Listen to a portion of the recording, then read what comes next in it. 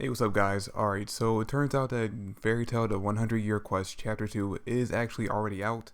Although, if you're reading it on Manga Stream for some reason, they don't actually have the second chapter out just yet. I don't know why. But if you just do a quick Google search, you can actually find the second chapter pretty easily. So, now that I told you how you can find it, let's just talk about it. Okay, so the chapter starts up, and there's a lot of back and forth dialogue between Urza and the Dragon Guy and a few other members of the team. But for the most part, the first few pages kind of just boil down to Natsu and Wendy eventually outing this guy as being a human, which we find out as he turns into his human form that, yeah, I was actually kind of right in my prediction from my last review, that this guy was actually the same mage that we saw at the beginning of the last chapter, that he was walking away from that destroyed village on the first on the first colored page. So yeah, he actually was someone who could turn into dragon, actually knew Dragon Slayer magic. In fact, he even confirms in this chapter they actually self-taught himself Dragon Slayer magic because there was a certain dragon that he actually wanted to defeat. Now, you could imply that maybe it was Acnologia that he wanted to defeat because he actually brings up Acnologia in the chapter saying that, he's somewhat like Acnologia and the fact that he's a human who learned Dragon Slayer magic. And eventually, the dragon part of him, that basically the dragon seed inside of him after he learned Dragon Slayer magic, turned him into a dragon. Okay, so quick aside real quick from the actual chapter. When I was reading this and I was seeing how goofy he was and seemed like, he is kind of a nice guy despite how scary he looks in the dragon form, I started thinking to myself, alright dude, if you knew about Acnologia, if you knew about how fucked up that guy was, where the fuck were you during like the ending of the actual fairy tale? Like, I mean, they could have used you. They had to go up against two dragons, not just Acnologia himself, but they had to go up against another dragon, Ursa's mom, and Zeref on top of that. They could have used your help a little bit, at least against Acnologia when he was in dragon form. Like seriously, if your whole stick seems to be united mages to protect the world against dragons, so where were you when the world was almost destroyed by Acnologia, pretty much the guy who claimed to be the prince or the king of all dragons? You kind of dropped the ball big time there.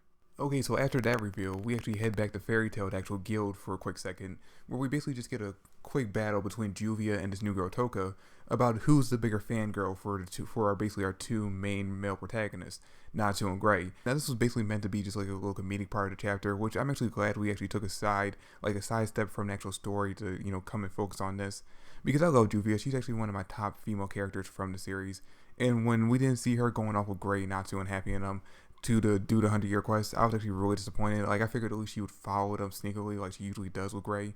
But no, she actually did get fully left behind. So the fact that she's actually not going to be part of the team, it kind of disappointed me. Some, any moment we can actually get with her, I'll take. Even if it's just like this little petty, who's the better stalker moment. Although, even though it was a comedic moment, we did kind of get some kind of hints of, story development from the scene.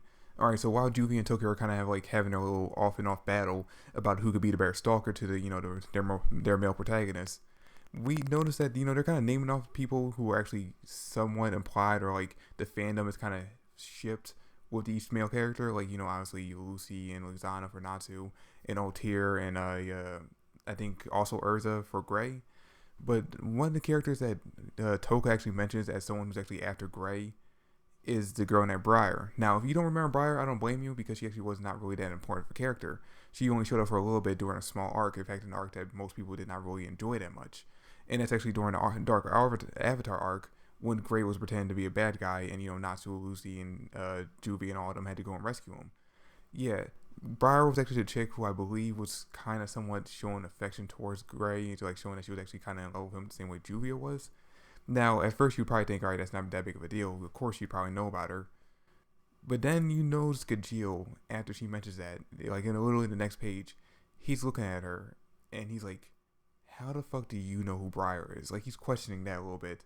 So that makes you start to think, okay, so maybe her story about, the whole Natsu saving her from bandits thing isn't 100% accurate. Like, maybe she's lying about that and she's hiding the truth a little bit, and she actually has some kind of connection to Avatar that gilded Natsu basically one-shotted and destroyed their god, because that's the only way she could actually know about Briar, because she wasn't around when Natsu and basically took on that Avatar guild.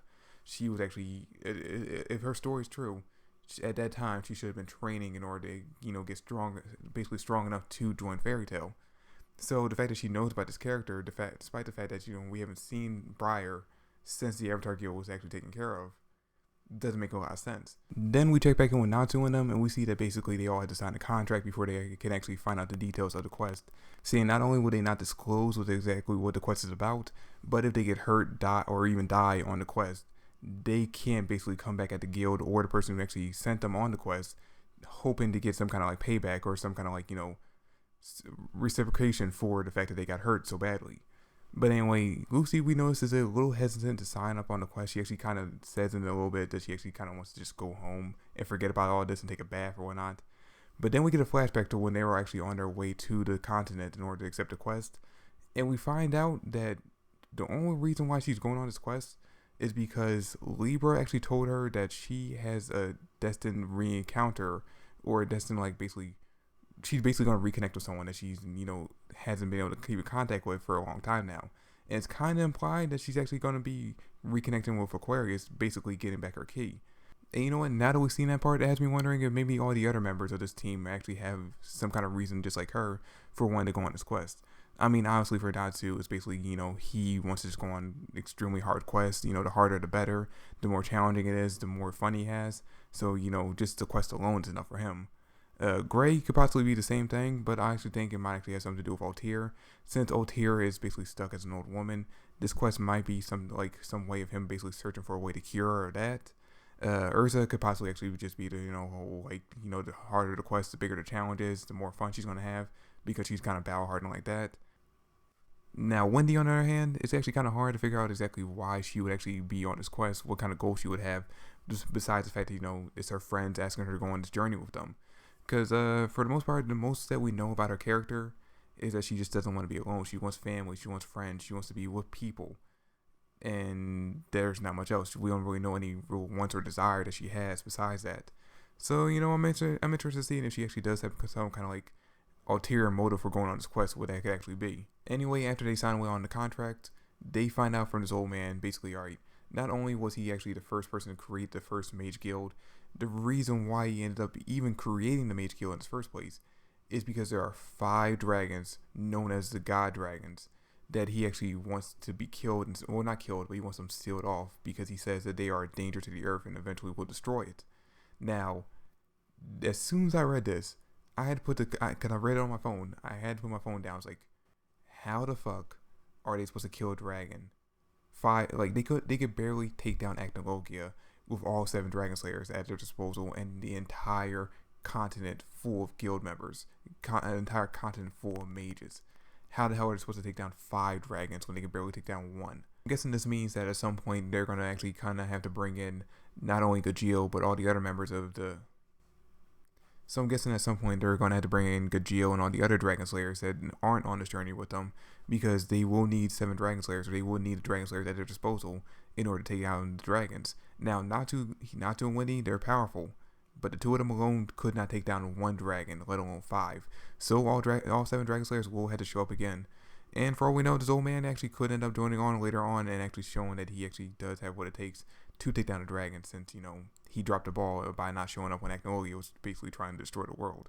But that's pretty much it for the chapter. That's pretty much all that I have to say about it. I'm actually really interested in finding out not only how are they going to take on the dragon, but exactly how they're going to fold, you know, Laxus, Gajeel, basically the 2 Dragon Slayers from Sabretooth, or again, their names are Rogue and Sting, Cobra. How are they going to fold all those guys into this quest? Because technically signing that contract means they're not allowed to actually bring them in on the quest anymore. They're actually not allowed to talk about the quest.